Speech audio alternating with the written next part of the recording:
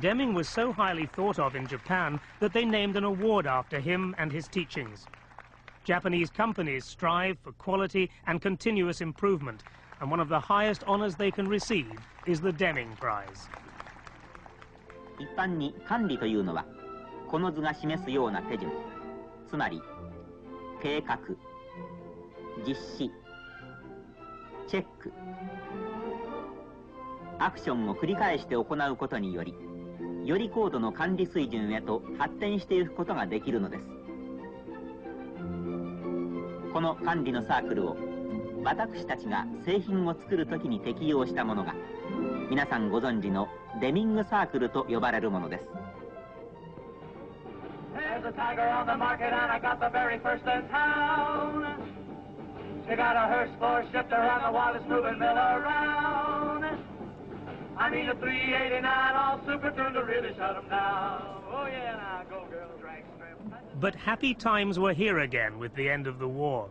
Who needed something as dusty as statistical quality control? America didn't. Other economies had been eclipsed by the war effort. American industry stood tall, the world's provider. And even if the quality of American goods was only adequate, even questionable, there was nowhere else to go. The dictums of Deming were forgotten. All new. All new, super new. Yeah, right. Dr. Deming, revered in Japan, returned to Washington and a quiet suburban life. But Deming had identified a fallacy in American industry. Its success was due to the aftermath of the war, not to its own management skills. The accountants thought the figures added up, but Deming knew that the most important quotients cannot actually be measured. Beware of figures. You better know how to use them. Be guided by theory. For example, you do some training, spend 20,000 pounds for training. And I mean training for a skill. You know, the cost shows on the ledger. No doubt about it, there's the amount. The benefit you'll never know. You cannot measure it. It was American television that suddenly woke up to the 80-year-old prophet in their midst. It was to be the second Deming revolution. You don't get ahead by making product and then separating the good from the bad, because it's wasteful. It wastes time of men who are paid wages. It wastes time of machines, if there are machines. It wastes material. What we need is to have Dr. Deming. The 90-minute program asked the critical question, why was America losing out to Japan? Dr. Deming appeared for just 9 minutes at the end. And they did it, and they've done it well. Now we've got The next day, Deming's phone never stopped ringing. At last, the local prophet was being heard. And I couldn't quite believe that there was this 80-year-old man who was living 5 miles from the White House that no one in America had heard of. I even went to the White House and talked to Charles Schultz, who was then chairman of the Council of Economic Advisors, and I said, do you know W. Edwards Deming? And he said, is he Joe Deming's son? And I said, not unless Joe Deming is 110 years old. And he'd never heard of him. The company presidents of America were queuing up to speak to him. One in particular made repeated calls on his time. As I came to know Dr. Deming and we talked more frequently, I began to see how fundamentally important people are in his basic management principles. Time and time again, a key principle of his, you can see it starts with this respect for the human being that he inherently has. And that resonated so well with my own feelings that I quickly came to be very responsive to his ideas. Ford's market share had slipped as a result of the Japanese competition. However much the Americans may have resented the imports, the fact was they were buying them. Peterson agreed with Deming that the poor quality of American cars was to blame.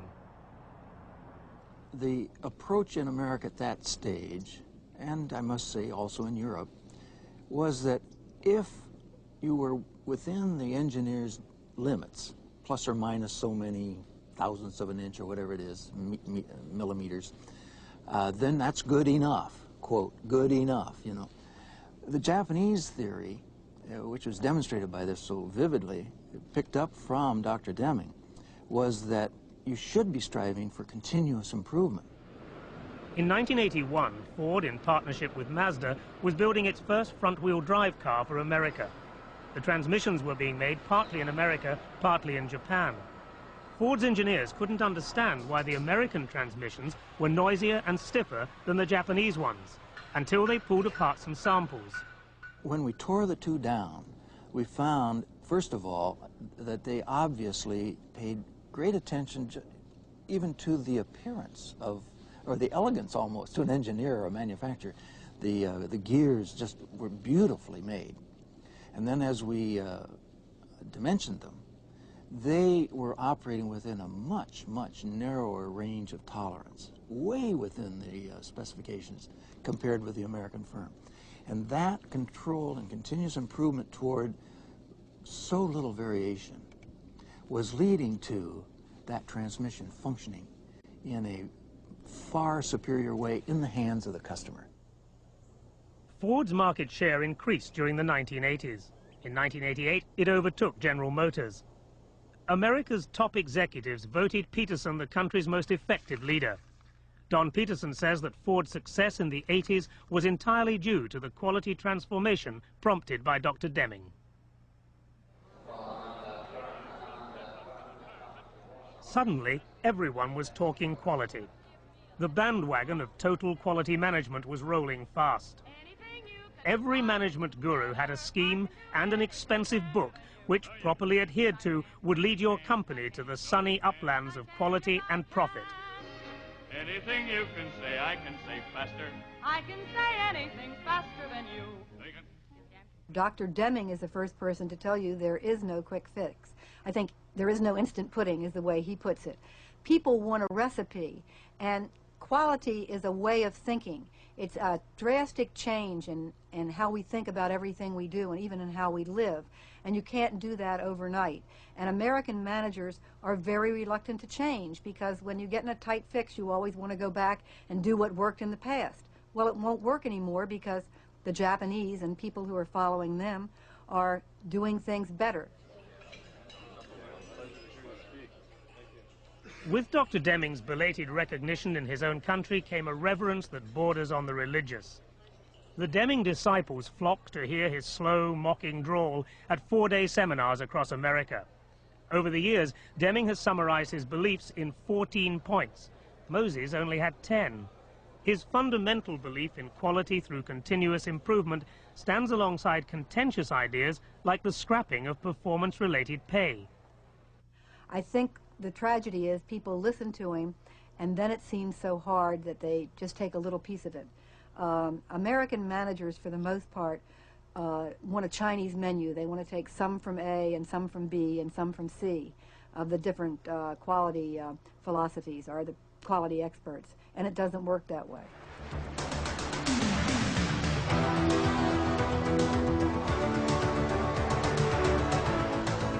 In 1985, an American company based in Miami became the first outside Japan to win the Deming Prize.